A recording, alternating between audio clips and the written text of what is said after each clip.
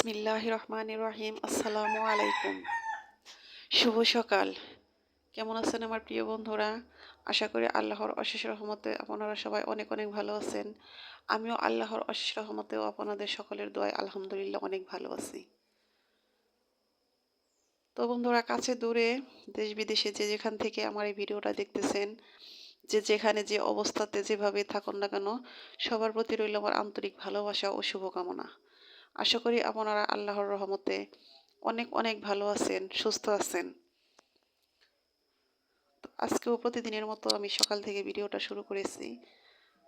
তো সকালে এখন মাশাআল্লাহ অনেক শীত পড়তেছে আমাদের এখানে। সকালবেলা ঘুম থেকে উঠে আমার ফুলের দিকে চোখ যায়। দেখেন এই ফুলটা ফুটেছে অনেক দিন হয়। এই রঙিন ফুলগুলো অনেক দিন গাছে থাকে, কুয়াশায় একদম ভিজে আছে, দেখে খুব ভালো লাগলো। তো আজকে সকাল সকালই আমি কাজগুলো সেরে রান্না করে চলে এসেছি। আজকে রান্না করবো এই যে আমার গাছের সিম মরিচ এনেছি, এগুলো দিয়ে মাছ রান্না করব। আর ওই দিন যে আমি খুদের ভাত রান্না করেছিলাম, সে খুদের ভাতের কিছু ভর্তা রয়ে গেছে, সেগুলো দিয়ে আমি আজকেও কিছু খুদের ভাত রান্না করতেছি, এগুলো খাবো সকালে নাস্তা। তো আজকের খুদের ভাতের মধ্যে কাঁচামরিচ, পেঁয়াজ, হালকা তেল এগুলো দিয়ে রান্না করতেছি। এগুলো দিলে একটু ভালো লাগে। তো খুদের ভাত তো কয়েকভাবে রান্না করা যায়, আমি সবভাবেই গড়িয়ে ফিরিয়ে রান্না করে খাই, আমার যখন যেটা মন চায় সেভাবেই খাই। তো আজকে এভাবেই খাবো। তো আমার খুদের ভাতটা রেডি হয়ে গেছে।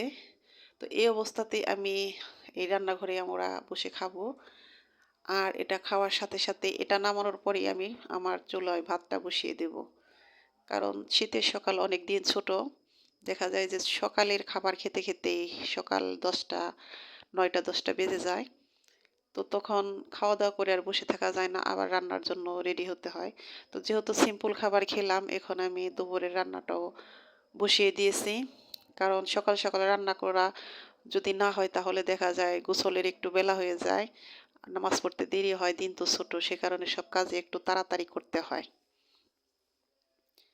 তো দিনটা যখন বড় থাকে তখন দেখা যায় যে কাজ করেও হাতে অনেক সময় থেকে যায়, কোনো সমস্যা হয় না। কিন্তু এখন দিনও ছোট, কাজও করতে হয় ঝটপট। যদিও তেমন কোনো কাজ নেই, তারপরও সময়ের কাজ সময় মতো না করতে পারলে আমার ভালো লাগে না।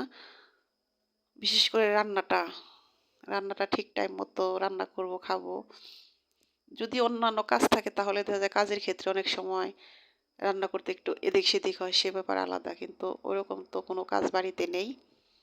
তো গত 2 দিন অনেক কাজ করেছি, অনেক পরিপাটি করেছি সব কিছু। তো সাজানো গোছানো কাজ প্রতিদিনই থাকে, করলে কাজের কোনো অভাব নেই। কিন্তু তো বন্ধুরা, কিছু কিছু কাজ আছে যেগুলো একদিন সারলে আর হয়তো এক সপ্তাহের মধ্যে সে কাজগুলোতে হাত দিতে হয় না। তো সেরকমই কিছু গোছগাছ আমি করে নিয়েছি।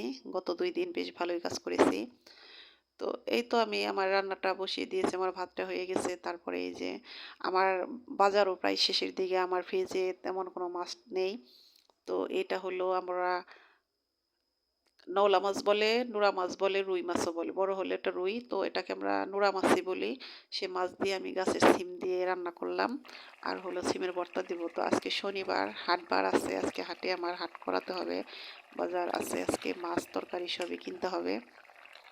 তো সিম্পল এই কারণে সকাল সকালে আমি রান্নাটা করে নিলাম, কারণ বিকেল আর এই রান্না আমি করতে পারবো না, ভারী রান্না।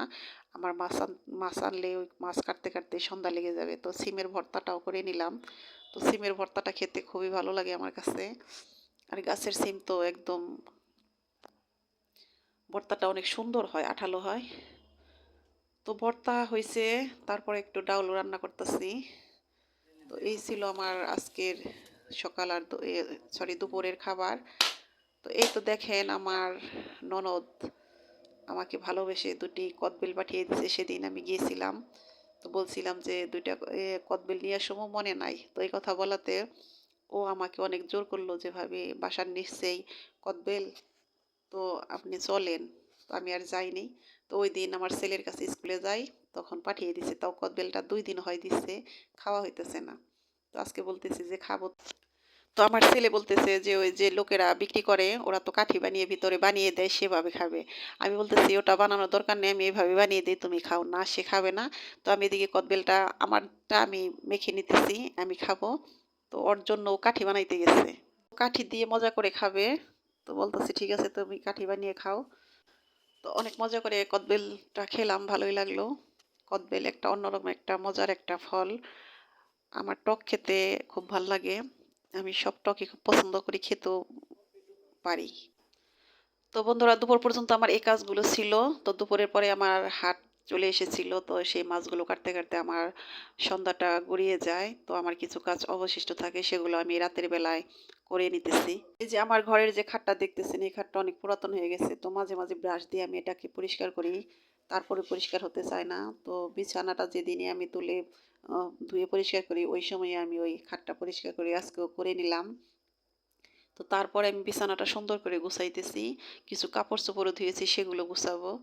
তো কাপড়-চোপড়গুলো বিছানাগুলো একদম গরম, গরম ছিল। উষ্ণ গরম, গরম। একদম টাটকা রোদ উঠেছিল আজকেও। তো ওখান থেকে এনে আমার ছেলে বিছানার উপরে রেখেছিল। এখন একটু, একটু গরম ভালো লাগতেছে। তো শীত অতটা এখনো পড়েনি কিন্তু মোটামুটি খারাপও না। ভালোই পড়েছে। তো বিছানাটা গোছানো শেষ। এবার আমি কিছু কাপড়-চোপড় আছে সেগুলো আমি গুছাবো। তো এগুলো আমি দিনের বেলায় বেশি করি। তো আজকে সময় পাইনি সে কারণে আজকে রাত্রে আমি এগুলো গুছিয়ে নিতেছি। আর এগুলো না গোছানো থাকলে রাত্রে শুইলেও ভালো লাগবে না, ঘুম ধরবো না আমার। আমি আবার এরকমই।